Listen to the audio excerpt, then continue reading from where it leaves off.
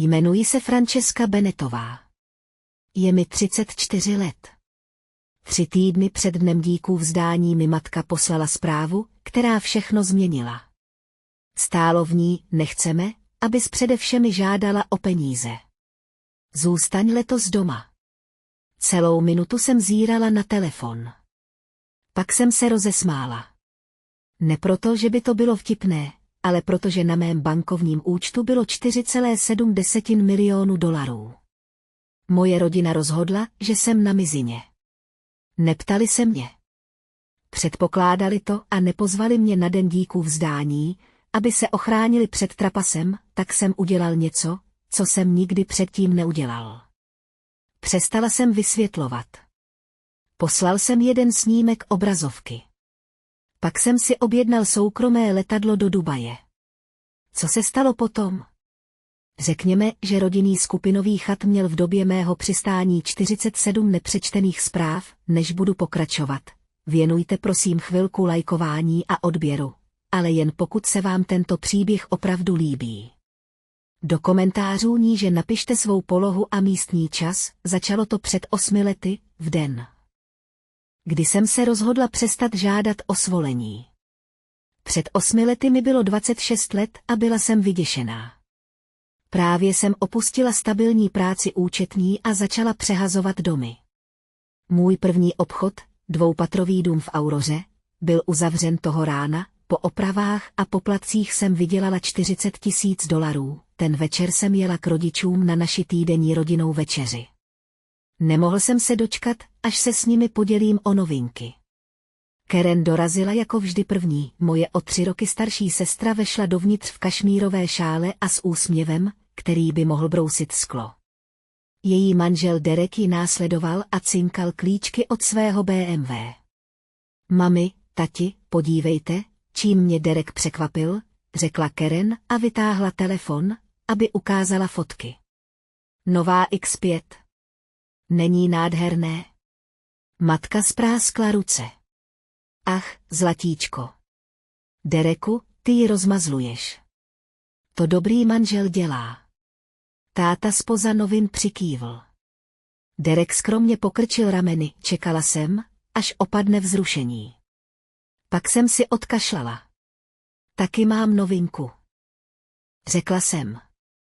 Dnes jsem uzavřel smlouvu na svou první nemovitost. Vydělal jsem $40,000. U stolu zavládlo ticho, ale ne to ohromené. Máma naklonila hlavu. To je hezké, zlato. Ale kdy si najdeš opravdovou práci? Nějakou s výhodami? Karen se napila vína. Nemovitosti jsou tak riskantní. Derek říká, že trh se může zhroutit každým dnem. Derek neřekl nic, jen studoval svou vidličku. Táta otočil stránku novin, nevzhlédl. Cítila jsem, jak se mi v hrudi něco stahuje, něco, co jsem v sobě nosila celý život, aniž bych si to uvědomovala. Doufala jsem, že mě konečně uvidí. Toho večera jsem u rodinných večeří přestala mluvit o svých výhrách, nechtěli je slyšet a já se naučila budovat své impérium v tichosti. Ale mlčení, jak jsem zjistil, má své meze. Před 3 lety jsem na Štědrý den přijel k rodičům brzy ráno. Chtěla jsem mámě pomoct připravit šunku, prostřít stůl, být užitečná. Bylo mi 31. Byla jsem svobodná a stále jsem se snažila vydobít si své místo. Celé odpoledne zvonil zvonek u dveří. Dovnitř vpadla teta Linda s diamanty. Strýček Mike přinesl svůj slavný koláč. Bratranci, manželé a děti naplnili obývací pokoj hlukem a teplem. Když máma ohlásila večeři, přesunula jsem se k jídelně. V tu chvíli jsem si toho všimla. U hlavního stolu bylo 12 židlí, 12 prostírání. Prohlížela jsem si jména: Patricie, Robert, Karen, Derek, teta Linda, strýc Mike, Amanda a její manžel, další 2 bratranci a jejich manželé. Moje jméno tam nebylo. Mami. Dotkla jsem se jejího lokte. Kde to sedím? Sotva vzhlédla od aranžování ústřední tabule. Zlatíčko, tobě přece nevadí dětský stůl, ne? Máme málo židlí. Podívala jsem se přes místnost. Dětský stůl. 4 děti ve věku od 8 do 12 let, které se perou o pastelky. Je mi 31, řekla jsem tiše. Je to jen na jedno jídlo. Poplácala mě po ruce a odešla, posadila jsem se mezi synovce a dívku, která mi okamžitě polila šaty džusem. Z plastové židle jsem sledovala, jak dospělí cinkali skleničkami s vínem a smáli se vtipům, které jsem neslyšela. V tom jsem si všimla, že se teta Linda sklání k mé matce a její šepot se nese celou místností. Pořád nemáš pestýnek? Chudinka. Aspoň, že má svůj malý byt. Matka soucitně přikývla. Nevěděli, že jsem ten měsíc uzavřela smlouvu na svou 15. nemovitost. Nevěděli, že moje čisté jmění právě překročilo $1 000 000. Pro ně jsem byla stále neprovdaná dcera, která si nemůže najít manžela, a já tam seděla, usmívala se a nic neříkala. To jsem dělala vždycky. 3 týdny před posledním dnem díků vzdání jsem ve svém bytě procházela smlouvy. Zaujal mě penthouse v Sherry Creek. Solidní kostra, motivovaný sklep, snadné převrácení. Můj laptop ukazoval projekce, minimální zisk 200 000, zazvonil mi telefon a pak znovu. Podíval jsem se na displej. Skupinový chat. Bennett Thanksgiving 2024. Jako první se objevilo mámino jméno. Fren, zlato. Mluvili jsme spolu a myslíme si, že bude nejlepší, když si to necháš ujít. Odložila jsem kávu a znovu si ji přečetla. Tohle si nechat ujít? Palce se mi pohnuly dřív, než to stihl můj mozek. Jak to myslíte? Objevily se 3 tečky a pak její odpověď. Slyšeli jsme, že procházíš těžkým finančním obdobím. Nechceme, abys přede všemi žádal o peníze. Bylo by to pro nás všechny trapné. Zíral jsem na ta slova, až se mi rozmazala. Trapné. Pro nás všechny. Rozhlédla jsem se po bytě. Jednoduché. Čistý. Jednopokoják ve skromné budově, protože jsem se rozhodla své peníze investovat, ne je vystavovat na odiv. Moje Honda stála na parkovišti, protože spolehlivá doprava nevyžadovala prohlášení, pak jsem se podíval na svůj laptop, na tabulky s portfoliem, které stále svítily na obrazovce. 12 nemovitostí, 3 komerční budovy, celkové čisté jmění $4,7 milionu. Nevěděl jsem, jestli se mám smát, nebo brečet. Moje rodina rozhodla, že jsem na mizině. Ne proto, že by se mě zeptali, ne proto, že bych jim to řekl. Předpokládali to. Na základě mého auta, mého bytu, mého odmítnutí vysílat svůj život. A nepozvali mě na den díků vzdání, aby se ochránili před hanbou, zavřela jsem notebook. Dohoda o podkrovním bytě mohla počkat. Poprvé po 34 letech jsem cítila, jak se ve mně něco mění, ne hněv, něco chladnějšího, něco jasnějšího. Potřeboval jsem zavolat Megan, tu noc spánek odmítal přijít. Ležel jsem v posteli, zíral do stropu a v duchu si promítal scénáře. Co kdybych se s tím prostě smířil? Co kdybych je nechal věřit jejich příběhu? Matematika byla jednoduchá. Kdybych mlčela, moje rodina by strávila den díků vzdání litováním ubohé Francesky. Teta Linda by se mezi sousty krocana modlila. Strýček Mike by si možná podal klobouk, Karen by při krájení koláče smutně kroutila hlavou. Příběh by se šířil dál. Do Vánoc by každý vzdálený příbuzný věděl, že Patriciina nejmladší dcera selhala. Nedokázala si udržet práci a pravděpodobně žije ze stravenek, taková škoda.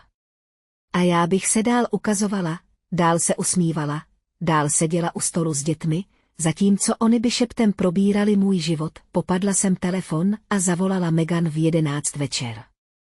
Doufám, že to bude dobrý. Zvedla to hned po druhém zazvonění. Odhlásili mě z díků vzdání. Myslí si, že jsem na mizině. Odmlka a pak ostrý smích. Děláš si legraci. Máma říkala, že nechtějí, abych si přede všemi říkala o peníze. Fren, máš 4,7 milionu dolarů. Máš členství v NetJets. A ty se mě ptáš, jestli se máš vysvětlovat lidem, kteří ani nezavolali, aby se ujistili, jestli jsi v pořádku. Přitiskla jsem si dlaň na čelo. Nejde o to dokázat jim, že se mýlí. Jde o to, já nevím. Uzavření? Tak si to uzavři. Její hlas změkl. Jim ne. Dokazuješ si jim to celý život, kdy s tím přestaneš.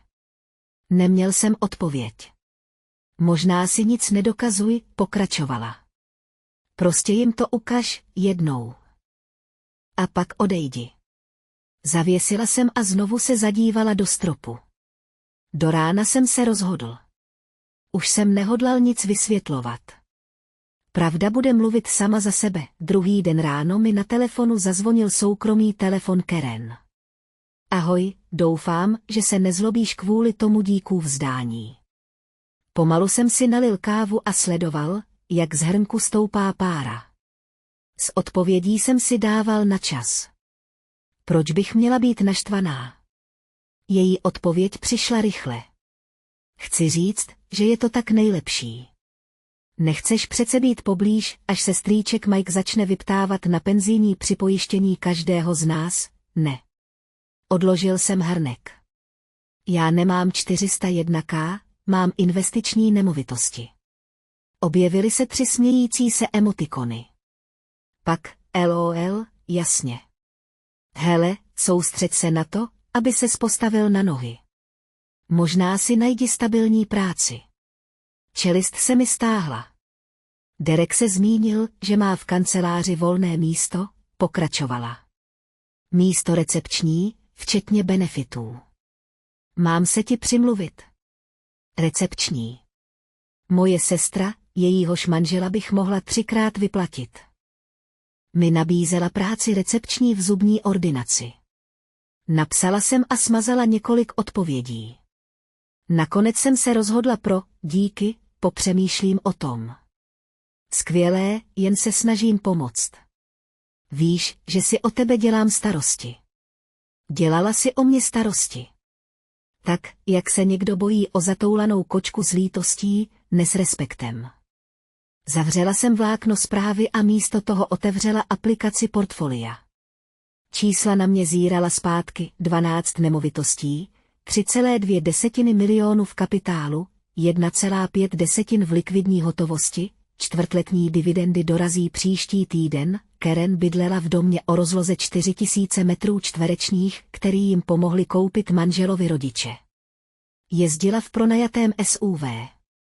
Úspěch měřila rozlohou a mrkví. Neměla tušení, co jsem vybudoval. A to bylo v pořádku, až teď mi její lítost připadala jako tříska pod kůží. Snažím se pomoct, řekla. Ne, snažila se mě udržet malou. A já jí to celý život dovolovala, teď už ne. Potřebovala jsem vědět, kde to začalo, toho odpoledne jsem napsala Sofii. 20leté dceři tety Lindy. Vždycky jsme si rozuměli. Byla dost mladá na to, aby byla neopatrná s tajemstvími. Ahoj, Sof, náhodná otázka. Zmínil se někdo, proč nepřijdu na díku vzdání? Ano, odpověděla jsem, její odpověď přišla rychle. OMG Fren, cítila jsem se tak špatně, když jsem to slyšela, jsi v pořádku. Pečlivě jsem vyťukávala. Co přesně jsi slyšela? Jen to, že se jako fakt trápíš. Teta Patricie říkala, že Karen řekla mojí mámě, že jsi v podstatě na mizině. Jakože jsem pozadu s nájmem, na mizině. Ruka mi stuhla nad obrazovkou. Karen, moje vlastní sestra. Co ještě Karen říkala? Něco o tom, že pořád bydlíš v tom malém bytě a jezdíš starým autem a že nikdy nemáš peníze na hezké věci, IDK podrobnosti, ale moje máma to řekla tvé mámě a pak, jo. Přečetla jsem si ty zprávy 3krát. S těmi pomluvami začala Karen. Podívala se na můj skromný byt, spolehlivé auto, klidný život a usoudila, že selhávám, pak to řekla tetě Lindě, protože věděla, že se to v rodině rozšíří jako požár, a máma tomu uvěřila, aniž by mi zavolala a zeptala se mě přímo. Je mi to líto, Fren, dodala Sophie. Myslela jsem, že to víš. Nevěděla jsem to, ale teď už to vím. Položila jsem telefon a přešla k oknu, v odpoledním slunci se třpytilo denverské panorama. Můj byt byl malý, protože jsem se rozhodla investovat do budov místo do obývacích pokojů. Moje auto bylo staré, protože amortizace je plýtvání kapitálem. Ale Karen neviděla strategii, viděla selhání. A ten neúspěch vysílala všem, které jsme znali. Nešlo o ochranu rodiny před ostudou, šlo o ochranu Karen před tím, aby se musela dělit o pozornost, a k tomu využila naši matku. Ten večer jsem matce zavolala. Zvedla to po 4. zazvonění. Fren, právě jsem na tebe myslela. Mami, musím se tě na něco zeptat. Mluvila jsem klidným hlasem. Proč si myslíš, že mám finanční potíže? Odmlka a pak ten tón, který používala, když si myslela, že to ví lépe. Zlato. To je v pořádku. Všichni procházíme těžkými obdobími. Není to žádná hanba. Ale kdo ti to řekl? Záleží na tom. Jde o to, že na tebe dáváme pozor. Tím, že mě nepozvete na díků vzdání. Slyšela jsem, jak si v telefonu povzdechla. Fren, chráníme image rodiny. Teta Linda tam bude. Víš, jak mluví. Tak to bylo. Teta Linda, pravý důvod. Takže se za mě stydíš. To jsem neřekla. To si nemusela. Mezi námi se rozprostřelo ticho. Dokázala jsem si ji představit v kuchyni, jak svírá v ruce telefon a formuluje výmluvy. Přeháníš to, řekla nakonec. Prostě si tenhle rok vezmi volno. Uvidíme se o Vánocích. Napadlo tě někdy zavolat mi? Zeptat se mě přímo, jestli jsem v pořádku. Karen se zeptala. Karen se domnívala. A ty si jí bez jediné otázky uvěřil. Francesco, nelíbí se mi tvůj tón. A mně se nelíbí, že mě na základě pomluv vyřadili z večeře na den díků vzdání. Můj hlas zůstal klidný, ale ruce se mi třásly. Jsem tvoje dcera, mami. Nepřítěž, kterou je třeba řídit. Linka se odmlčela, zavěsila mi. Moje vlastní matka raději zavěsila, než aby připustila, že se může mýlit. Stála jsem v kuchyni, telefon přitisknutý na hrudi a srdce mi bušilo. Něco se ve mně pohnulo. Zavírající se dveře. Tvořilo se rozhodnutí, už jsem přestala vysvětlovat. Přestala jsem prosit o místa u stolů, které mě tam nikdy nechtěli. Bylo na čase nechat promluvit pravdu. Druhý den jsem se sešel s Megan na oběd na našem obvyklém místě, v tichém bistru v centru města, kde právníci uzavírají dohody a nikdo je neodposlouchává. Když jsem přišel, už seděla u stolu, notebook otevřený, na nose brýle na čtení. Megan Torresová byla moje nejlepší kamarádka už od vysoké školy a posledních 6 let moje realitní právnička. Znala mé portfolio lépe než já. Takže si myslí, že si na mizině. Nevzhlédla od obrazovky. Zřejmě ano. Vklouzla jsem do kabinky naproti ní, otočila ke mně notebook. Tak si to projdeme, ne? Obrazovku zaplnila tabulka 12 nemovitostí seřazených v úhledných řádcích, 3 komerční budovy v rostoucích čtvrtích, 9 bytových jednotek, všechny momentálně pronajaté, pořizovací ceny, současné hodnoty, příjmy z pronájmu, výpočty čisté hodnoty. Celková hodnota portfolia $6,2 milionu, přečetla Megan nahlas. Nesplacené dluhy $1,5 milionu, čistá hodnota $4,7 milionu. Podívala se na mě přes brýle. Holka, mohla by si skoupit Karenin dům v hotovosti a ještě by ti zbylo na jachtu. Poprvé za několik dní jsem se zasmála. Bylo to rezavé, když to ze mě vylezlo. Tomu nikdy neuvěří, řekla jsem. Ne, dokud to neuvidí. Tak ať to vidí. Zavřela notebook. 8 let jsem tě sledovala, jak to buduješ, Fran. Ani jednou si nepožádala o potvrzení, ale možná je na čase, abys je přestala nechat myslet si to nejhorší. Připadá mi, že se vzdávám. Ne, je to jako postavit se na nohy. Naklonila se dopředu. Co chceš dělat? Zadíval jsem se na stůl. Na své ruce. Na jednoduchý zlatý prsten, který jsem si koupila, když jsem uzavírala 10. nemovitost. Mám nápad, řekla jsem tiše, Megan se usmála. Doufala jsem, že to řekneš. Toho odpoledne jsem seděla na gauči s telefonem v ruce. Na displeji zářila aplikace NetJets. Členství jsem měl už 2 roky, většinou kvůli služebním cestám na trhy mimo stát. Dallas. Phoenix. Nashville, rychlé lety na schůzky s prodejci a uzavírání obchodů. Pro osobní cesty. Připadalo mi to požitkářské, zbytečné. Ale dnes jsem procházel destinace jinýma očima.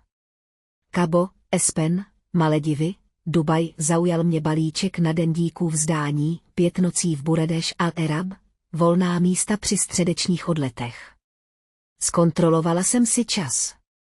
Odlet by byl 25 hodin předtím, než moje rodina zasedne ke Krocanovi. Můj palec zavadil o tlačítko rezervace. Tady nešlo o luxus, nešlo o to něco dokázat. Šlo o to, abych si pro jednou vybral sám sebe, rezervovala jsem si let. Potvrzující e-mail přišel během několika vteřin. Udělal jsem si screenshot. Datum, destinace, odlet z privátního terminálu, vše zdokumentováno. Pak jsem otevřel bankovní aplikaci. Číslo na mě zíralo zpátky.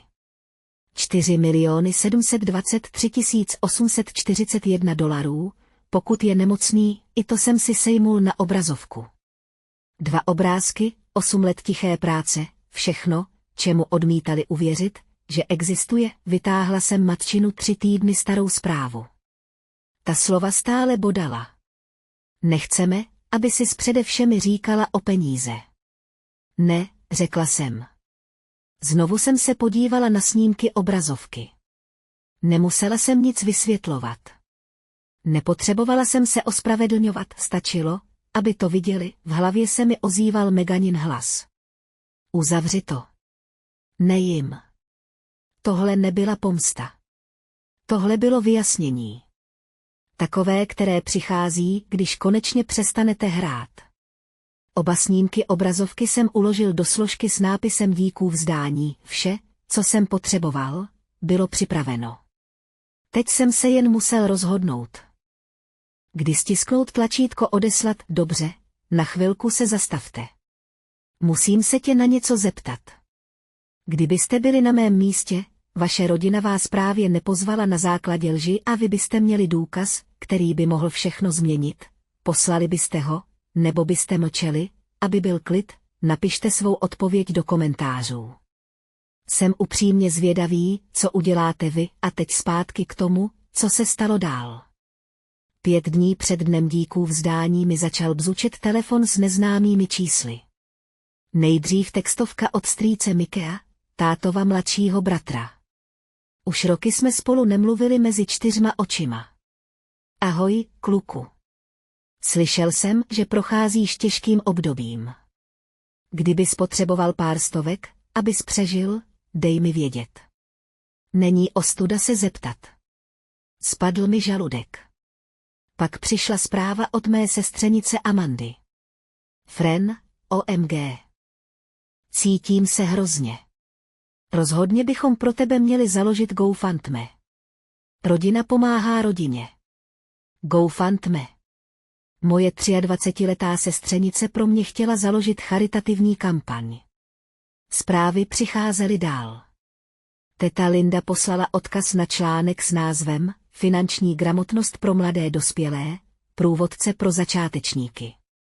Žádný titulek, jen odkaz, jiná sestřenice, kterou jsem sotva znala, napsala, modlím se za tebe v tomto těžkém období. Ahoj, během 3 dnů jsem se z nezvaného hosta stala rodinným charitativním případem. Ta fáma se šířila rodinným stromem Bennettů jako jed kořeny. Všichni to věděli, všichni mě litovali. Nikdo se neobtěžoval zeptat se mě přímo. Seděla jsem na posteli a projížděla zprávy, nabídky pomoci, zdroje pro lidi v krizi, modlitby a emotikony se srdíčky a prázdné sympatie. Neoslovovali mě proto, že by jim na mě záleželo. Oslovovali se proto, že ten příběh byl příliš šťavnatý na to, aby se do něj nezapojili. Chudák Francesca. Nemohla to zvládnout. Nejspíš jedla ramen v nějakém zapadlém bytě. Taková škoda, zavřela jsem zprávy, aniž bych odpověděla. Pak jsem udělal něco, co jsem už dělal jen zřídka. Zavolala jsem otci. Telefon zazvonil 4krát. Málem jsem zavěsil. Pak se ozval jeho hlas, unavený a váhavý. Fren, je všechno v pořádku. Tati, řekla jsem tiše, musíme si promluvit. Tati, věříš, že mám finanční potíže? Otázka visela ve vzduchu. Přes telefon jsem slyšela jeho pomalý a odměřený dech. Já nevím, zlato, odkašlal si. Tvoje matka, zmínila se Karen, napadlo tě někdy zeptat se mě osobně. Ticho. Takové, které odpovědělo dřív, než to dokázala slova. Víš, jaká je tvoje matka, řekl nakonec. Když se jí v hlavě zrodil nápad, já se na mámu neptám. Můj hlas zůstal vyrovnaný, i když se mi třásly ruce. Ptám se na tebe. Napadlo tě někdy, jestli je to pravda, nenapadlo tě někdy zvednout telefon. Další ticho. Jen chci, aby spolu všichni vycházeli. Fren. To přece víš. I kdyby to mělo znamenat, že mě hodí pod autobus. Nedramatizuj to. Něco ve mně prasklo. Nevstek. Něco smutnějšího. Tak staré, že to skamenělo v přijetí. Nedramatizuju to, tati. Jsem nepozvaná z večeře na díků vzdání kvůli lži. Lži, kterou ses rozhodl nespochybňovat. Co chceš, abych udělal? Jeho hlas se zvedl a pak klesl. Taková rozhodnutí dělá tvoje matka. Nemůžu, mohl si mě bránit. Mohl si říct, zavoláme Fren a zeptáme se jí. Ale neudělal si to. Na to neměl odpověď. Musím jít, řekla jsem. Fren, počkej. Zavěsila jsem. Telefon mi stěžkl v ruce. Položila jsem ho na stůl a zadívala se do zdi. Můj otec nebyl krutý, nebyl zlý. Byl jen nepřítomný. Muž, pro kterého byl mír prioritou za každou cenu, a já jsem vždycky byla tou cenou. Poprvé jsem to viděla jasně. Táta nebyl neutrální. Byl spoluviníkem, snímky obrazovky dorazily v 9 večer. Sophie byla přidána do hlavního rodinného skupinového chatu, do toho s názvem Bennettova rodina. Pouze pro dospělé, do kterého jsem se zjevně nehodila. Asi bych ti to neměla ukazovat, napsala mi, ale zasloužíš si vědět, co si povídají. Tohle jsem ti neměla ukazovat, řekla, studenými prsty jsem otevřela obrázky, Karen napsala, je mi jí líto, ale upřímně, je to tak nejlepší. Jen by všechny znervózňovala. To je pravda, matka odpověděla, souhlasím. Takhle si alespoň můžeme užít jídlo. Teta Linda. Aspoň po nás nebude u stolu chtít půjčky. LOL. Strýček Mike. Neměli bychom se složit a poslat jí dárkový poukaz. Třeba Whole Foods nebo tak něco. Znovu Karen. To je milé. Zařídím to.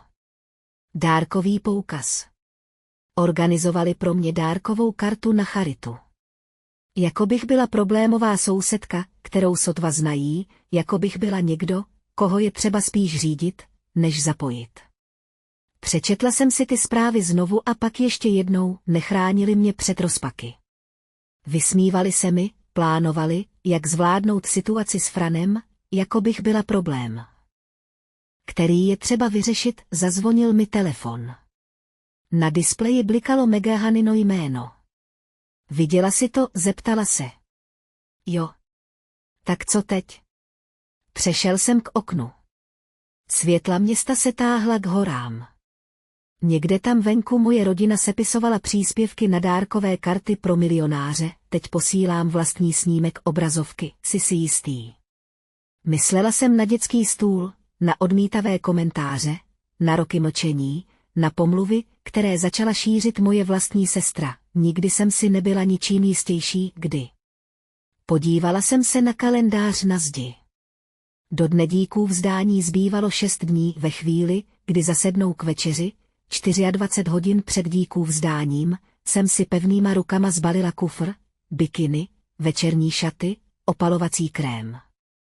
Můj pas ležel nahoře, připravený. Megan přijela v poledne, aby mě odvezla k soukromému terminálu. Jsi si tím jistá? Dívala se, jak zapínám zavazadlo. Nedělám to proto, abych jim ublížila. Setkal jsem se s jejíma očima. Dělám to, abych se osvobodil. Na snímky obrazovky je pošlu zítra přesně v 6 hodin večer, právě když budou sedět u Turecka. Navzdory sobě samé se zasmála. To je chladné, Fren. To není pomsta. Popadla jsem svůj příruční kufr. To je jasnost. Taková, jakou odmítali vidět celých 34 let. Na letiště Centennial jsme jeli v příjemném tichu. Soukromý terminál se bíle leskl proti šedé listopadové obloze.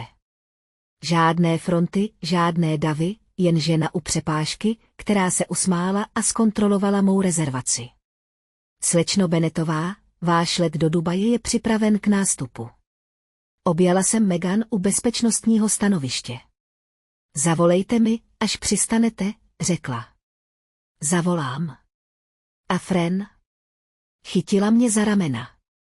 Neděláš nic špatného. Pamatuj si to. Přikývl jsem a prošel dveřmi. Letadlo sedělo na letištní ploše, malé, elegantní, čekající. U schodů mě přivítala letuška.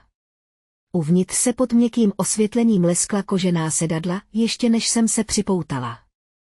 Objevila se sklenka šampaňského. Zabořila jsem se do sedadla a vyhlédla z okna. Denver se ztrácel pod mraky. V kapse mi stěžkl telefon, plný snímků obrazovky. 25 hodin letu. 25 hodin, než moje rodina zjistí, jak moc se mýlila. Usrkla jsem šampaňského. Vidíte, poprvé po několika týdnech jsem cítila něco jiného než vztek nebo bolest. Cítil jsem se svobodný a někde nad Atlantikem měl můj telefon konečně promluvit, čemuž jsem se léta vyhýbala. Wi-Fi v letadle se připojila někde nad Atlantikem. Na telefonu jsem si nastavil budík na 6 hodinu večer východního času. Přesně ve chvíli, kdy se má rodina sejde u jídelního stolu. Řekla by se modlitba, talíře by byly plné, nejspíš by se s něčím chlubil, budík tiše zazvonil. Otevřela jsem skupinový chat. Bennettovo díků vzdání 2024. 32 členů, všichni čekající na krocana a nádivku a pohodlnou jistotu, že se Francesca rozpadá. Nenapsal jsem zprávu, nevysvětloval, nezdůvodňoval. Prostě jsem přiložil 2 obrázky. První. Výpis z mého bankovního účtu, 723 Clear as Crystal. Druhý potvrzení mého letu soukromým letadlem do Dubaje. Odlet včera. Pak jeden řádek textu Happy Thanksgiving. Budu na vás všechny myslet z Dubaje. Stiskl jsem odeslat doručenou zprávu. Objevilo se 32 modrých zaškrtávátek. Představila jsem si, jak mámin telefon bzučí vedle talíře s večeří, Karen se dívá na oznámení a teta Linda se naklání, aby zjistila, co je to za rozruch. Představila jsem si ticho, které v jídelně zavládne. Pak jsem oznámení vypnul, po mém boku se objevila letuška. Ještě šampaňské, slečno Bennettová. Prosím. Zkušeně mi dolila skleničku. Za oknem zapadalo slunce nad nekonečnými mraky, růžové a zlaté a naprosto klidné. Opřela jsem se do koženého sedadla. Nepotřebovala jsem, aby se mi omlouvali, nepotřebovala jsem, aby se plazili nebo prosili o odpuštění. Potřebovala jsem jen, aby to věděli, aby viděli pravdu, na kterou se odmítali ptát. Ať už se doma schylovalo k jakékoliv bouři. Mohla počkat, prozatím jsem byla ve výšce 35 000 stop ve vzduchu, mířila jsem vstříc teplu a světlu a první dovolené, kterou jsem si sama vybrala, a cítila jsem, že je to přesně ono. O 2 hodiny později jsem znovu zapnula telefon. Oznámení se načítala ve vlnách. 47 zmeškaných hovorů. 89 nepřečtených zpráv. Telefon mi v ruce připadal teplejší, jako by pracoval přesčas, aby zvládl ten chaos. Nejdřív jsem otevřela skupinový chat. Karen. Co to sakra je? Mami, Fren mi hned zavolej. Strýčku Miku, je to pravda. Teto Lindo, 4 miliony dolarů. Amando, OMG, počkej, nabídla jsem ti, že založím GoFundMe. Tati, Fren, prosím, zvedněte to. Karen, proč si nám to neřekla? Mami, to je vtip, ne. To musí být vtip. Teto Lindo, zavolejte jí někdo. Někdo jí musí hned zavolat. Odtud se zprávy točily ve spirále. Zmatek, nedůvěra, vykřičníky se množily jako králíci. Přepnul jsem na soukromé zprávy. Karen, proč si nám to neřekla? Nechápu to. Mami, Fren. To je kruté. Jak si to mohla tajit před vlastní rodinou? Teto Lindo, zlatíčko, měli bychom se brzy sejít. Mám nějaké investiční příležitosti, které bych s tebou ráda probrala. Sophie, Fren, jsi legenda. Četla jsem každou zprávu, šok, vztek, náhlou zoufalou vstřícnost od lidí, kteří se ještě před pár dny smáli, že mi posílají dárkové poukazy, ani v jedné zprávě nebylo napsáno, je nám to líto. Ani jedna neříkala, měli jsme se zeptat. Místo toho mi vyčítali, že jsem to zatajila, že jsem jim to neřekla, že se kvůli tomu cítí hloupě. Ani teď to nedokázali pochopit, zavřela jsem telefon a podívala se z okna. Byli jsme už na druhém konci světa. Pod námi se nekonečně táhl Atlantik, temný a klidný a naprosto lhostejný k rodinnému dramatu. Dopila jsem šampaňské. Zprávy mohly počkat, vysvětlení, které chtěli, nepřicházelo. Ukázal jsem jim pravdu. Co s ní udělají? Už mě nezajímalo, hlasové zprávy jsem si nechala nakonec. Usadil jsem se hlouběji do křesla a stiskl jsem tlačítko play na první z nich. Uši mi naplnil mámin hlas, hustý slzami a pod nimi něco ostřejšího. Fren, zlato, proč mi to děláš? Na den díků vzdání. Strapňuješ mě před celou rodinou. Zavolej mi zpátky. Prosím tě. Tohle není vtipné. Pro ní to během 30 vteřin udělala o sobě. Stiskl jsem další tlačítko, Franův hlas byl napjatý vztekem. Mohla si nám to prostě říct. To bychom udělali. To bychom udělali. Odmlčela se, nedokázala dokončit větu. Protože co by udělali jinak? To nevěděla. Ani já jsem to nevěděl, další hlasová schránka. Tati, tišší než ostatní. Fran, tady táta. Prostě mi zavolej. Prosím. Dlouhá pauza. Promiň. Tohle jsem si poslechl 2krát, pak strýček Mike, rozpačitý a koktavý. Hele, kluku, k té věci s dárkovými kartami. Zapomeň, že jsem něco řekl. Doufám, že se ti daří dobře. Vlastně skvěle. Vypadá to, že se ti daří skvěle. Konečně teta Linda. Její hlas se úplně proměnil. Cukrově sladký tam, kde byl předtím povýšený. Zlatíčko, chtěla jsem ti zavolat už celé měsíce. Opravdu bychom se měli sejít. Mám několik skvělých investičních příležitostí. Zavolej mi, až přistaneš. Zavřela jsem oči. Vzorec byl teď tak jasný. Lítost se změnila v zoufalství, odmítnutí v náhlý zájem. Nechtěli se znovu spojit. Chtěli přístup, nechtěně se mi vynořila vzpomínka. Moje babička, už 5 let pryč, mě držela za ruku v kuchyni. Nikdy nikomu nedovol, aby tě nutil cítit se malá, zlato, ani rodině. Byla jediná, kdo mě kdy opravdu viděl. Otevřela jsem oči. Mraky oranžově zářily blížícím se východem slunce. Babička by na mě byla pyšná, a to mi stačilo, kola přistála v Dubaji při západu slunce. Když jsem vystupovala z letadla, rozlévalo se po asfaltu zlaté světlo. Jako první mě zasáhl vzduch, teplý a suchý, provoněný něčím neznámým a nádherným, pod schody čekal řidič s cedulí s mým jménem. Slečno Bennettová. Vítejte v Dubaji, vaše auto je připraveno. Město se odhalilo skrze tónovaná okna. Skleněné věže se tyčily z pouště jako zázrak. Buredeš Chalífirma protínala večerní oblohu. Její světla právě začínala blikat. V tašce mi nepřetržitě bzučel telefon, nedíval jsem se na něj, hotelová hala byla mramorová a zlatá a ohromně tichá.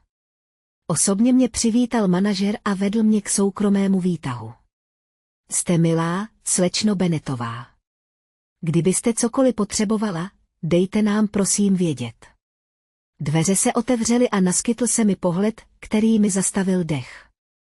Okna od podlahy ke stropu. Arabský záliv rozprostírající se stříbrně v posledním světle. Celé město se dole třpytilo jako rozsypané diamanty. Přešla jsem k balkonu a zůstala tam stát. Nechala se ovívat teplým vánkem, znovu mi zazvonil telefon.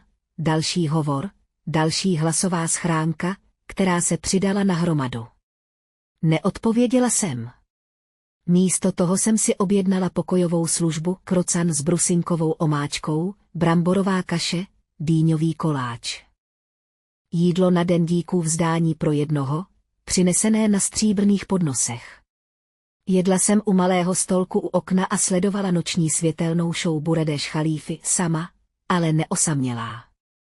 Poprvé za 34 let jsem se pro nikoho nepředváděla, nic jsem nedokazovala, nečekala jsem, až mě uvidí lidé, kteří se odmítají dívat. Tohle byl můj den díků vzdání, který jsem si vybral já, pro sebe.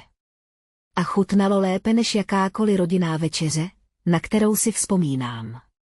Zprávy mohly počkat do zítřka. Dnes večer jsem byla přesně tam, kam patřím, rychlá otázka, než budeme pokračovat.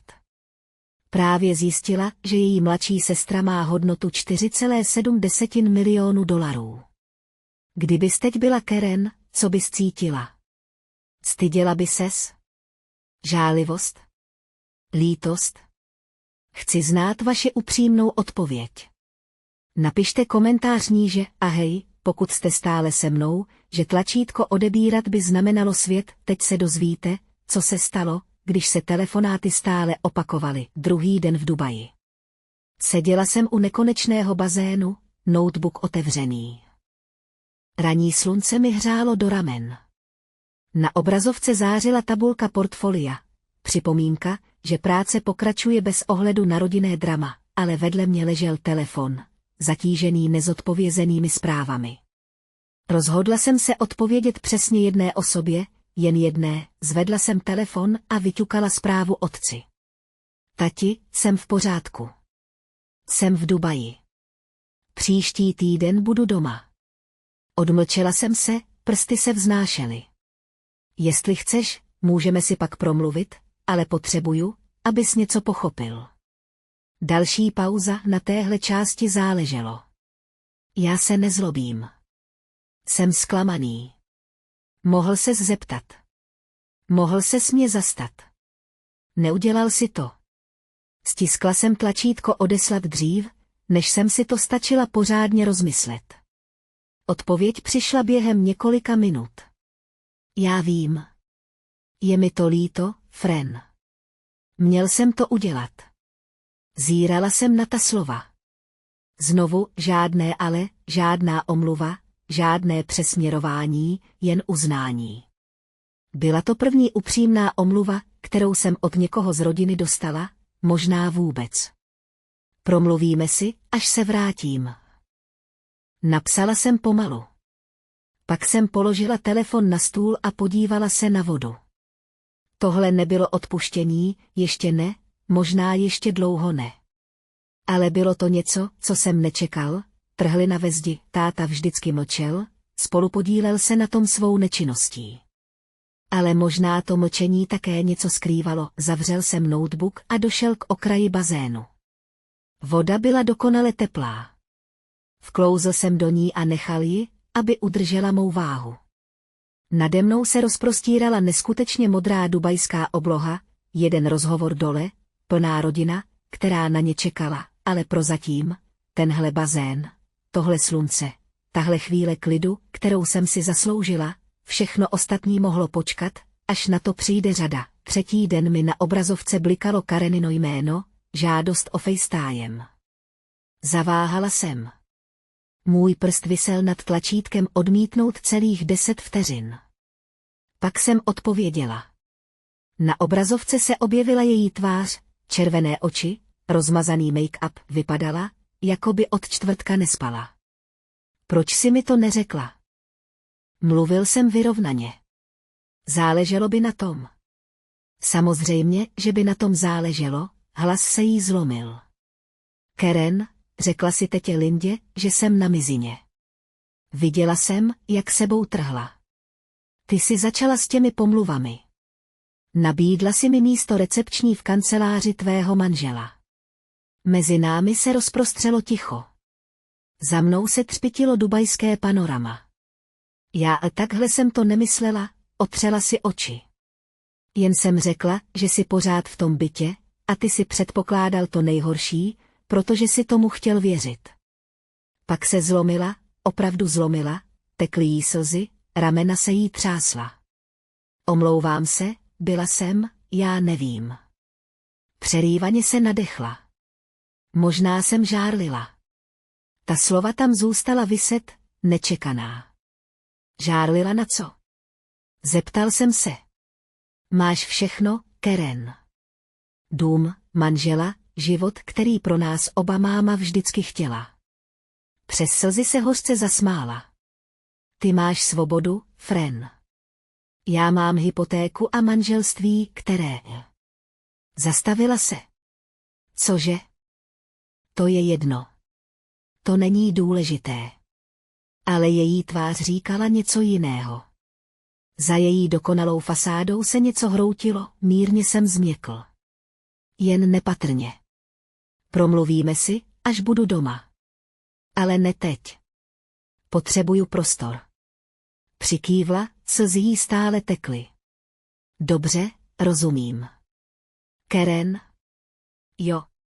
Nenávidím tě, ale teď to musí být jinak. Já vím, její hlas byl sotva šeptem. Já vím. Ukončil jsem hovor.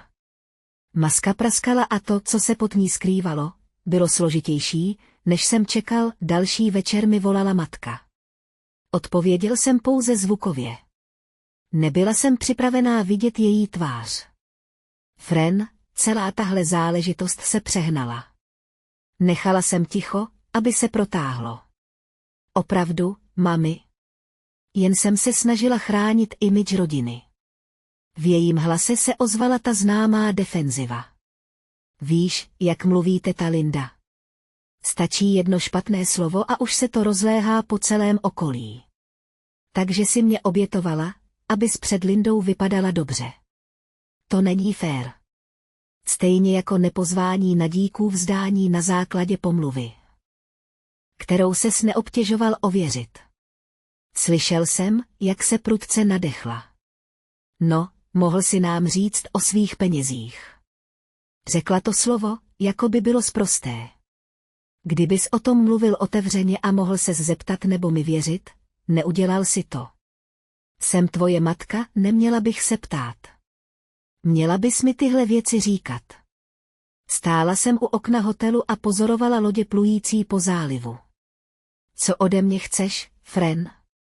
Její hlas byl teď ostrý. Omluvu? Dobře.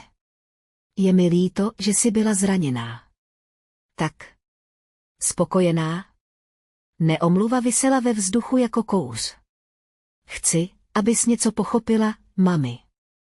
Zachovala jsem klidný hlas. Už jsem skončila s dokazováním lidem, kteří mě odmítají vidět. No a co? Prostě nás odřízneš. Ne, ale začnu si vybírat, kdo bude mít přístup do mého života. A právě teď to nejsi ty. Francesco, promluvíme si, až budu připravená. S Bohem, mami. Zavěsila jsem dřív, než stačila odpovědět. Ruce se mi třásly, ale nestrachem. Tohle byla první hranice, kterou jsem matce stanovila.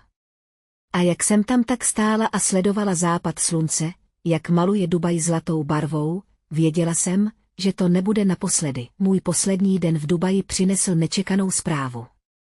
Zrovna jsem se balila, když mi na mobilu zazvonila zpráva od Dereka, Karenina manžela.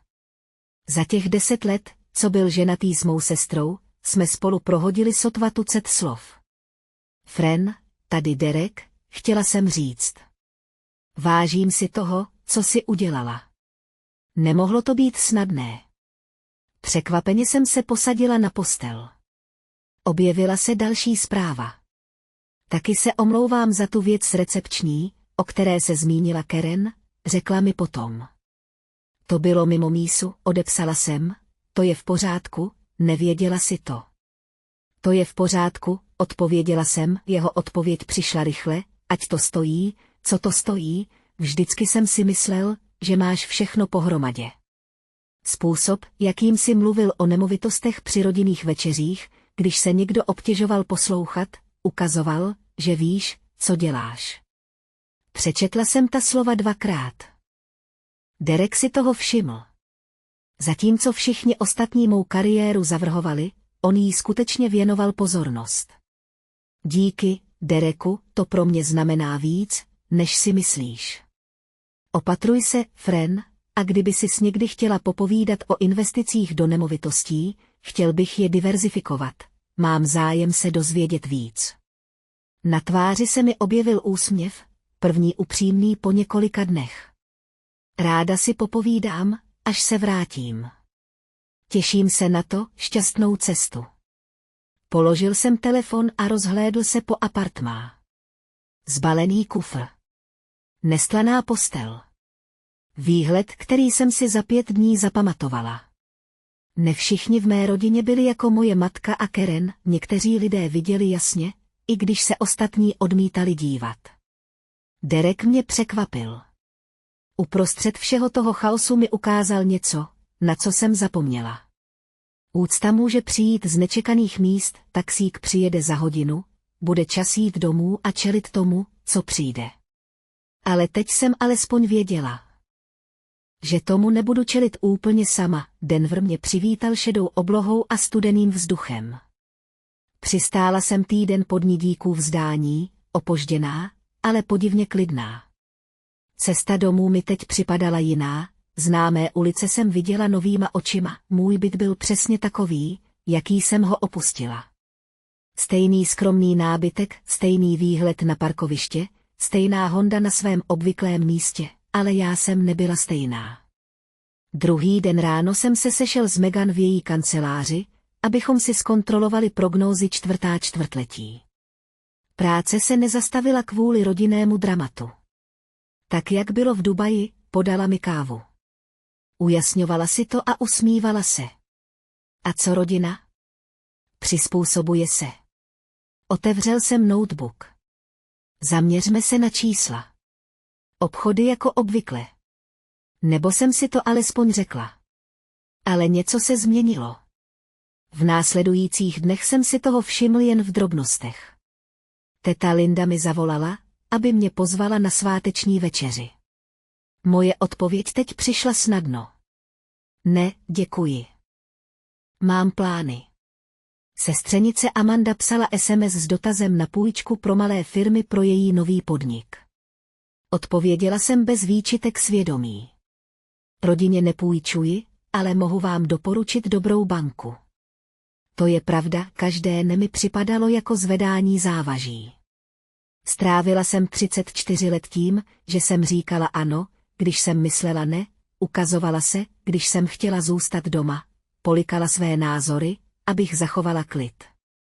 Teď už ne, rodina si zvykala na novou Francesku, na tu, která odpovídala upřímně, na tu, která si stanovovala hranice, na tu, která si vybírala především sebe. Někteří to snášeli lépe než jiní. Táta dvakrát zavolal a udržoval krátké a jednoduché rozhovory, kontroloval se, máma mlčela. Její způsob, jak mě potrestat, jsem znala. Karen napsala jednou a požádala o schůzku. Řekl jsem jí, že jí dám vědět, až budu připravený, hranice byly nové, pro všechny nepříjemné, ale nezbytné. Někteří lidé by se přizpůsobili, jiní ne. Ať tak či onak. Konečně jsem přestala čekat na povolení, 2 týdny po Dubaji mě teta Linda pozvala na oběd. Jen my holky, řekla. Šance znovu se zblížit. Šla jsem, zvědavá na její úhel pohledu, vybrala si restauraci v centru města, luxusní, viditelnou, místo, kam lidé chodí, aby byli vidět. Linda jako vždy nosila své diamanty na viditelném místě. Fren, miláčku, políbila mě na obě tváře, jako bychom byli v Paříži. Vypadáš báječně. Dubaj s tebou souhlasila. Díky, teto Lindo, poručili jsme si, vedli jsme nezávazný rozhovor o počasí, dopravě, novém nákupním centru, které se staví nedaleko jejího domu. Pak se naklonila dopředu a spiklenecky stišila hlas. Mám pro vás investiční příležitost, velmi exkluzivní. Jeden můj přítel staví v Kostarice letovisko. Vstup do přízemí, minimálně 200 000. Tak to bylo. Jaký je předpokládaný výnos? Neurčitě mávla rukou. Ach, je to složité na vysvětlení, ale věř mi, je to solidní. Zaručeně se do 3 let zdvojnásobí. Slovo, kterému se každý legitimní investor vyhýbá. Potřebovala bych vidět prospekt, řekla jsem, a nechat si ho prověřit právníkem. Její úsměv se myhl, jen na okamžik. Myslela jsem, že jsme rodina, Fren. To jsme. Proto nás chci oba ochránit před špatným rozhodnutím. Náležitá péče není osobní. Rychle se vzpamatovala a pohladila mě po ruce. Samozřejmě, samozřejmě. Nechám ti poslat materiály. Oběd jsme zakončili opatrnou konverzací o ničem důležitém. Prospekt nikdy nedorazil. Nepřekvapilo mě to. Linda o neteř nestála. Chtěla investora, který je příliš vděčný nebo příliš naivní na to, aby se vyptával, odhalení na den díků vzdání nezměnilo to, kým byla. Změnilo jen její přístup. Teď jsem jí stála za to, aby mě pěstovala, místo aby mě odmítala. Stejný motiv. Jiná maska. Nová dynamika byla alespoň upřímná ve své neupřímnosti. 3 týdny před Vánocemi přišlo pozvání. Formální kartička, ručně adresovaná. Mámino písmo. Tradiční, jako všechno ostatní o Vánocích Benetovic rodiny. Prosím. Přijeď, Fren, chybíš nám. Dlouho jsem na ta slova zírala. Stará Fren by okamžitě souhlasila, všechno by urovnala, hrála by si na hodnou, předstírala by, že se díků vzdání nikdy nestalo. Ale já už jsem nebyla ona, zvedla jsem telefon a zavolala mámě. Fren, dostala jsem tvé pozvání. Zvedla to hned po druhém zazvonění. Aha, dobře. Její hlas zaplavila úleva. Takže přijdeš? Přijdu. Pod jednou podmínkou. Ticho. Jakou podmínku? Nadechl jsem se. Žádné další předpoklady. Už žádné fámy.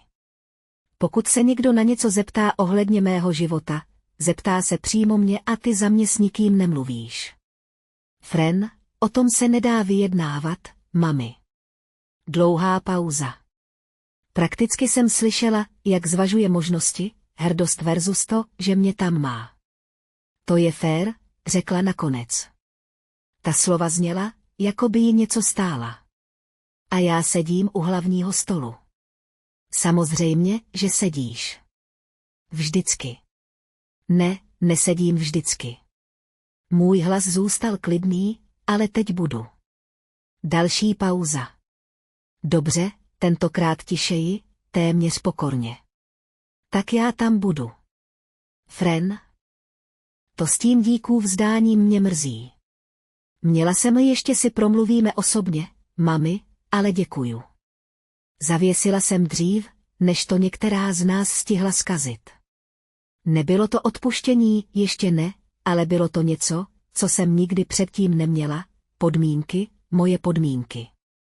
Podívala jsem se na vánoční pozvánku na stole, poprvé po letech jsem se svátků nebála. Vstupoval jsem do nich jako já, ne jako člověk, za kterého mě považují. To, uvědomila jsem si, byl skutečný dar, který jsem si v Dubaji dala, svoboda volby. Týden před Vánocemi mi Karen napsala, můžeme se sejít, jen my dva. Navrhla jsem kavárnu na půli cesty mezi našimi čtvrtěmi, neutrální půdu, když jsem dorazil, už tam seděla v rohovém boxu, ruce obtočené kolem hrnku. Vypadala jinak, hubenější, unavená způsobem, který make-up nedokázal zakrýt. Posadil jsem se na místo naproti ní. Díky, že jsi přišla, řekla. Díky za pozvání. Rozhostilo se mezi námi ticho. Nikdy jsme se neuměli pořádně bavit. Příliš mnoho let soupeření a srovnávání. Karen promluvila první. S Derekem chodíme do poradny. Odložila jsem kávu. To mě mrzí. To nemusíš. Udělala gesto, které se neshodovalo s jejíma očima. Už to trvá dlouho. Upřímně řečeno, mělo to začít už před lety. Co se stalo? Podívala se na své ruce. Myslím, že jsem si na tobě vybil spoustu frustrace. V průběhu let to bylo jednodušší, než se podívat na svůj vlastní život. Proč zrovna já? Protože si vypadala svobodná. Hlas se jí zachytil. Nepotřebovala si manžela, aby tě potvrdil. Něco sis vybudovala sama. A já jsem se vdala mladá, protože máma říkala, že to je úspěch. Nevěděla jsem, co říct. Nežádám tě o odpuštění. Konečně se mi podívala do očí. Jen jsem chtěla, abys to věděl. Mýlila jsem se. Ve všem. Natáhl jsem se přes stůl a dotkl se její ruky. Jsme sestry, Karen. To nezmizí. Přikývla a hrozilo, že jí potečou slzy. Ale teď to musí být jinak, pokračovala jsem. Nemůžu se vrátit k tomu, že jsem neviditelná. Já vím. Její hlas byl sotva šeptem. Já vím. Ještě chvíli jsme tam seděli, dvě sestry, konečně upřímné. Nebylo to dokonalé. Ale byl to začátek, štědrý večer. Přesně v 5 hodin jsem zaparkovala na ulici svých rodičů. Dům zářil světýlky na provázku. Stejná výzdoba jako každý rok. Stejný věnec na dveřích. Ale když jsem kráčela po cestě, něco mi připadalo jiné. Máma otevřela dveře dřív, než jsem stačil zaklepat. Vypadáš nádherně, řekla. Ta slova z ní vypadla rozpačitě, jako by si je zkoušela na míru. Děkuju, mami. Žádný komentář k mému kabátu, botám, k mému stále ještě skromnému autu na příjezdové cestě. Uvnitř domu to vonělo pečenou šunkou a skořicí. Teta Linda stála u krbu a vyhýbala se mým očím, Amanda mi nadšeně zamávala z druhého konce místnosti a tam, u jídelního stolu, jsem uviděla svou jmenovku, u hlavního stolu, vedle táty. Cítila jsem, jak se mi něco uvolnilo v hrudi. Táta se objevil vedle mě a přitáhl si mě do obětí, které trvalo déle než kterékoliv jiné, které jsem si pamatovala. Jsem na tebe pyšný, Fren, zašeptal mi do vlasů. To jsem měl říct už před lety. Děkuju, tati. Sedli jsme si k večeři. 12 lidí. Skutečná konverzace. Žádné šeptané poznámky. Žádné lítostivé pohledy. Strýček Mike se zeptal na mé portfolio, teď už byl opravdu zvědavý.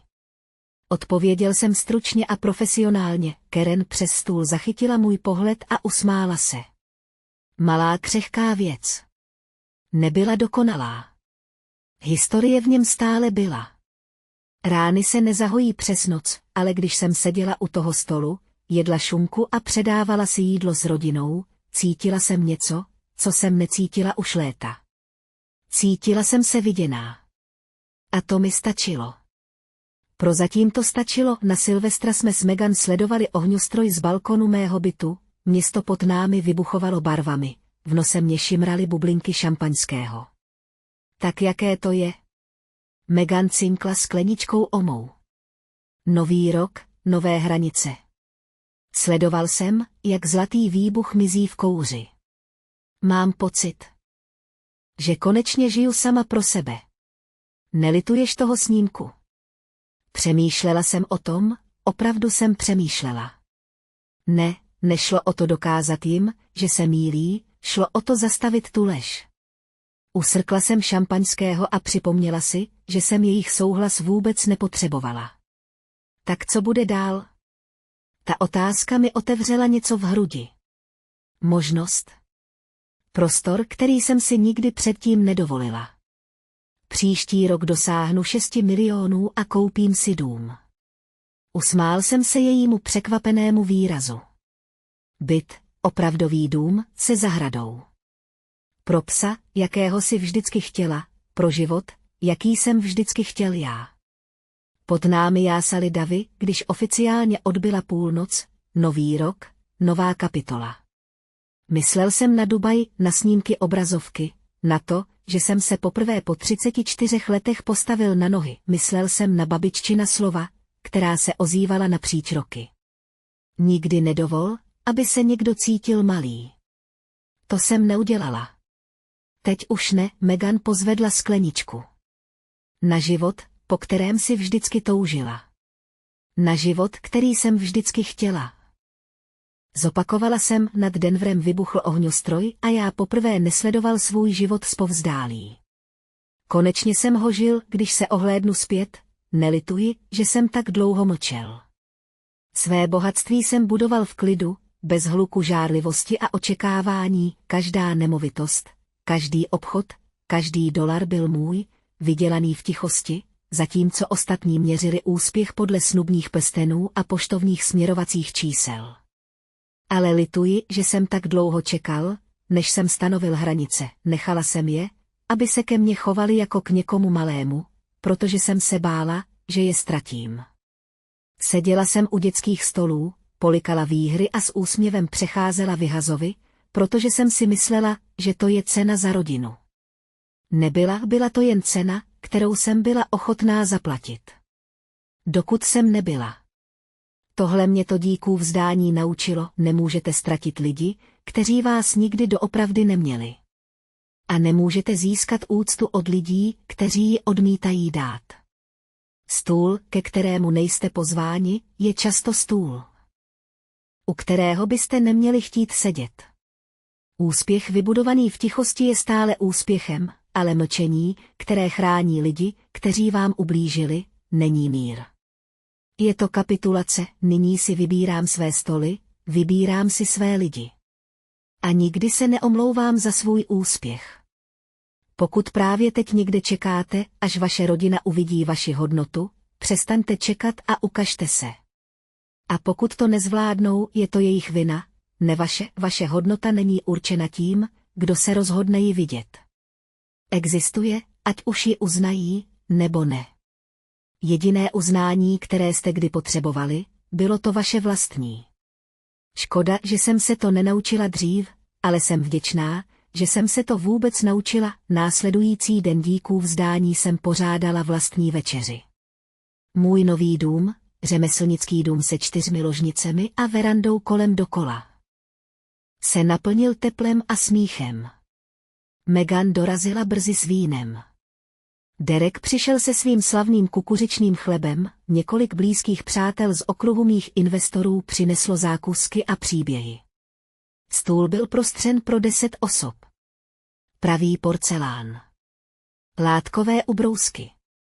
Svíčky, které voněly po skořici a kedru, můj otec dorazil sám.